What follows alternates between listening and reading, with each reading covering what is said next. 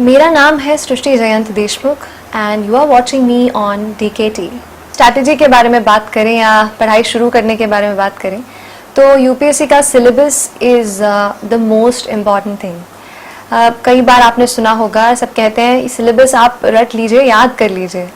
तो ये चीज़ इसलिए ज़रूरी है कि जब आप सिलेबस को पढ़ लेते हैं, पता होता है कि 1, 2, 3, 4 पेपर्स में प्रीलिम्स में क्या पूछा जाने वाला है और टॉपिक का नाम दिया होता है, तो आपको आइडिया हो जाता है।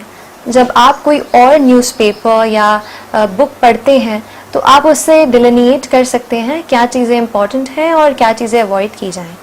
तो सिलेबस की कॉपी ज़रूर अपने स्टडी टेबल पे रखें एंड डेली आप उसको देखते रहें।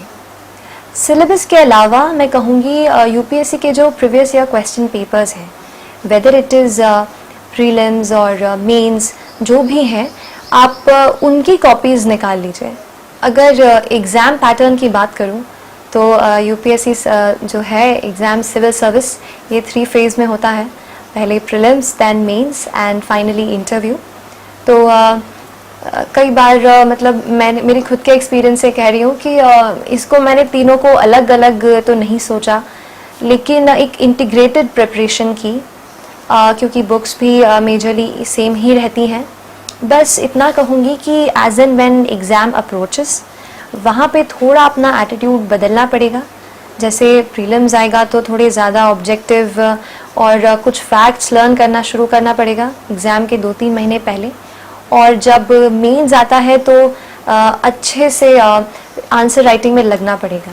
तो ये थोड़े चेंजेस हैं, लेकिन नॉलेज वाइज बोला जाए तो आई थिंक एक इंटीग्रेटेड प्रेपरेशन अच्छा काम करती है। यूपीएससी के प्रीलिम्स के लास्ट ईयर के पेपर को देख के थोड़ा सा ये लगा कि डायनामिज्म ज़्यादा आ गया है, थोड़ा क्यूरियस होना पड़ेगा। तो कहीं जैसे इंडेक्स, जैसे लास्ट ईयर आया था कि रूल ऑफ लॉ इंडेक्स कहाँ पे किसका है, तो I could eliminate the rest of the options. भले ही मुझे वो उसका नहीं पता था, वर्ल्ड जस्टिस प्रोजेक्ट, लेकिन आई कुड एलिमिनेट। तो वो चीज़ पॉसिबल इसलिए हो पाई क्योंकि थोड़ा इंडेक्सेस का एक नोट बना के रख लिया था। जहाँ पे भी कोई इंडेक्स छपता था कि ये कहाँ इंडेक्स में इंडिया का इतना रैंकिंग है, उसको नोट कर लिया कॉपी में।